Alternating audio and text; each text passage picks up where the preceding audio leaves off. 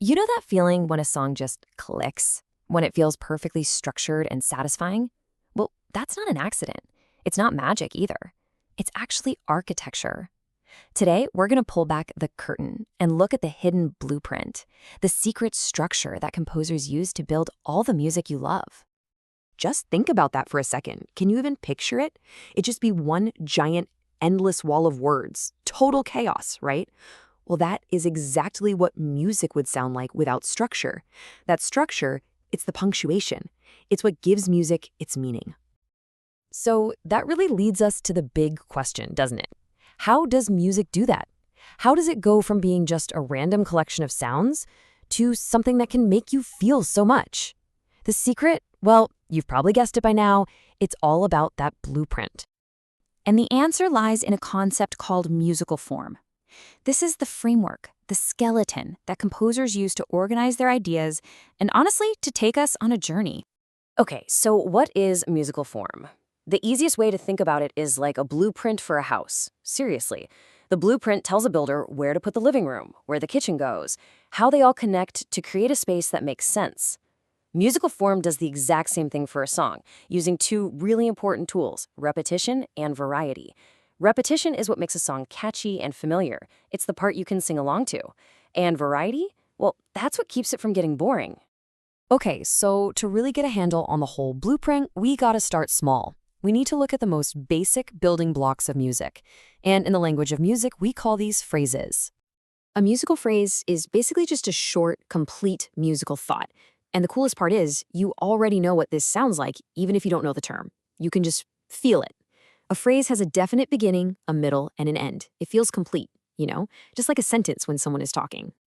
And that's really the best way to think about it. If individual notes, the pitches, are like letters of the alphabet, then a musical phrase is like a complete sentence.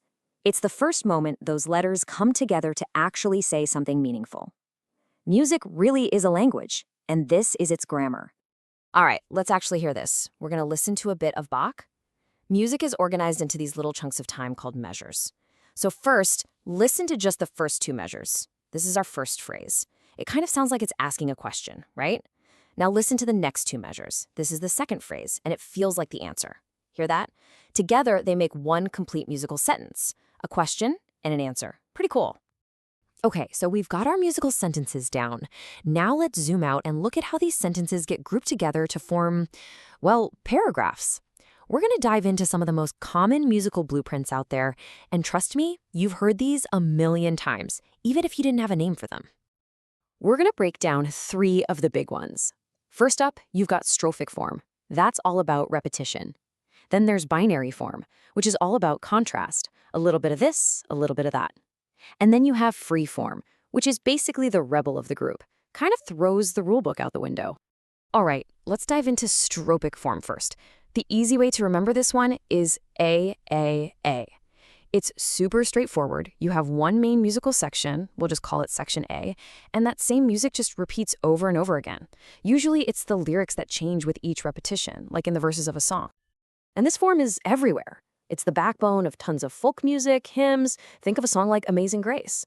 But it's also the secret ingredient in so many pop songs. That repetition is exactly what makes a song an earworm. It just gets stuck in your head.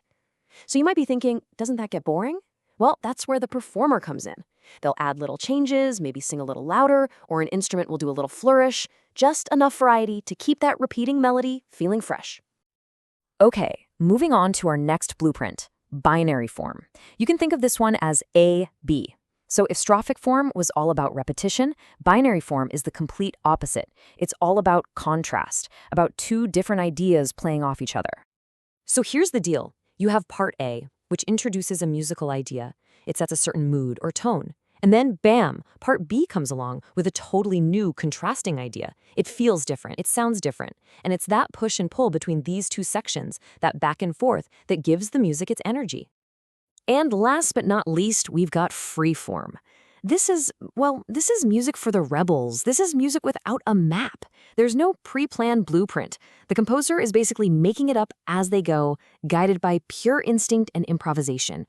It's all about the journey. You see this a lot in classical pieces called things like fantasias or rhapsodies. The whole point of these pieces is to feel completely spontaneous, totally unpredictable. They're designed to take you on this wild emotional ride that feels like it's being created right there on the spot. It's less about a neat and tidy structure and way more about pure, raw expression. All right, we've talked about the basic building blocks, the phrases, and we've looked at the big blueprints. Now for the fun part. Let's talk about how you can start listening for this stuff in the music you already love. So, what's the point of all this? What's the big takeaway here? Here's what I really want you to remember. Musical form isn't some rigid, boring set of rules from a textbook. Not at all. It's the magic ingredient. It's what turns random sounds into a story with a beginning, middle, and end. It's what lets a song build up tension, hit you with a surprise, and then deliver that huge emotional payoff. When you start to understand form, it's like the composer is letting you in on a little secret. So I'm going to leave you with a challenge. The next time you put on your favorite song, I don't care what it is, listen with these new ears. Don't just hear the melody or the beat. Listen for the shape of it. Listen for the patterns. Ask yourself, is this an AAA thing or an AB thing? Try to hear the architecture holding it all together. See if you can hear the blueprint.